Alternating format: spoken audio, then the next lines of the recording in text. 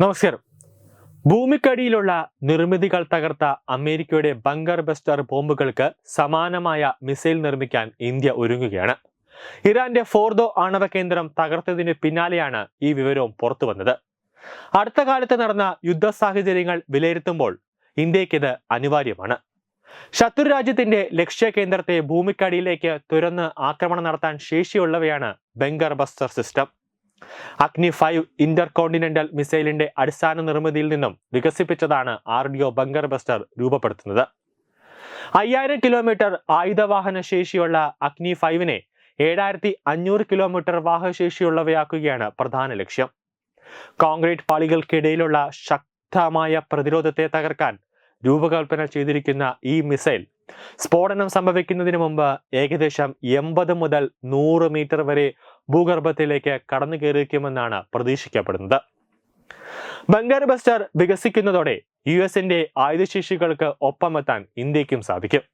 ഇറാനെതിരെ അമേരിക്ക ലോകത്തിലെ ഏറ്റവും വലിയ പരമ്പരാഗത ബങ്കർ ബസ്റ്റർ ബോംബായ 14 GBU 57 ബോംബുകളാണ് ഉപയോഗിച്ചിട്ടുള്ളത്. GBU 57 അതിന്റെ മുൻഗാമിയായ GBU 53 മദർ ഓഫ് ബോംബ്സ് എന്നാണ് അറിയപ്പെടുന്നത്. അമേരിക്ക പോലുള്ള രാജ്യങ്ങൾ ബോംബർ വിമാനങ്ങൾ ഉപയോഗിച്ചാണ് ബങ്കർ ബസ്റ്റർ ബോംബുകൾ പ്രയോഗിക്കുന്നത്. എന്നാൽ മിസൈൽ വഴി എത്തിക്കാവുന്ന രീതിയിലാണ് ഇന്ത്യ ഇതിന് രൂപകൽപ്പന ചെയ്യുന്നത്. ഇതിലൂടെ ചെലവ് കുറഞ്ഞ ഒരു പ്ലാറ്റ്ഫോം ലഭ്യമാകുമെന്നാണ് പ്രതീക്ഷിക്കുന്നത്. അഗ്നി 5ന്റെ 2 പുതിയ വകഭേദങ്ങൾ വികസന പാതയിലാണെന്നാണ് റിപ്പോർട്ടുകൾ. അതിലൊന്ന് വ്യോമമേഖലയിലെ ലക്ഷ്യങ്ങൾ തകർക്കാൻ എയർബെസ്റ്റ് രീതിയിലുള്ളതാകും. മറ്റൊന്ന് ഭൂഗർഭ പ്രതിരോധങ്ങളിലേക്ക് കടന്നു പ്രവേശിക്കാൻ കഴിയുന്ന തുരന്നു കയറുന്ന മിസൈൽ ആയിരിക്കുമെന്നാണ് റിപ്പോർട്ടുകൾ. 2 വകഭേദങ്ങൾക്കും 8 ടണ്ണായിരിക്കും ഭാരം. ബങ്കർ ബസ്റ്റർ സ്വദേശീയമായി വികസിപ്പിക്കുകയും വിന്യസിക്കുകയും ചെയ്യുന്നതിലൂടെ രാജ്യത്തിന്റെ പ്രതിരോധ സാങ്കേതിക വിദ്യയും സൈനിക ശേഷിയും മറ്റൊരു തലത്തിലേക്ക് എത്തുമെന്നാണ് വിദഗ്ധർ വിലയിരുത്തുന്നത്. നിലവിലുള്ള അഗ്നി 5 മിസൈലിന് 5000 കിലോമീറ്ററിലധികം ദൂരപരിധിയും പരമ്പരാഗത പോർമുനകളുമാണുള്ളത്. നവീകരിച്ച പതിപ്പിന് 7500 കിലോ ഭാരമുള്ള ബങ്കർ ബസ്റ്റർ പോർമുന വഹിക്കാൻ കഴിയും. മിസൈലിന് ശക്തിയേറിയ കോൺക്രീറ്റ് പാളികൾക്കിടയിലുള്ള ശത്രു കേന്ദ്രങ്ങളെ ലക്ഷ്യമിടാനാകും. 80 മുതൽ 100 മീറ്റർ വരെ ഭൂമിക്കടിയിലേക്ക് തുളച്ചു കയറാൻ കഴിയുമെന്നും റിപ്പോർട്ടുകളിൽ പറയുന്നുണ്ട്. US-ന്റെ പക്കലുള്ള ആയുധങ്ങൾക്ക് തുല്യമായ ആയുധങ്ങൾ നിർമ്മിക്കാനാണ് രാജ്യം ലക്ഷ്യമിടുന്നത്.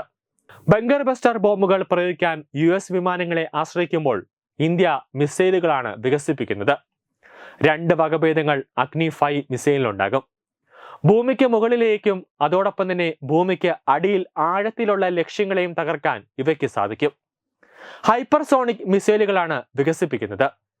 അതുകൊണ്ട് തന്നെ അമേരിക്കയുടെ ഒപ്പമെത്താനാണ് ഇന്ത്യയുടെ എല്ലാ നീക്കങ്ങളും. ന്യൂസ് ഡെസ്ക് തത്വമൈ ന്യൂസ്. രാവുമായണം രാമനെ അറിയണം.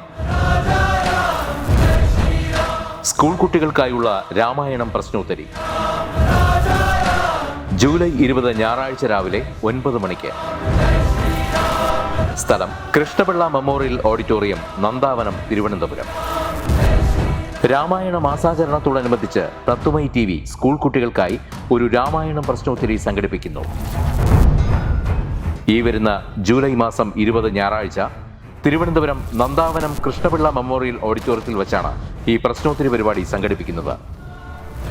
10 വയസ്സിനും 15 വയസ്സിനും ഇടയിലുള്ള കുട്ടികൾക്കാണ് പ്രശ്നോത്തരിയിൽ പങ്കെടുക്കാൻ കഴിയുക.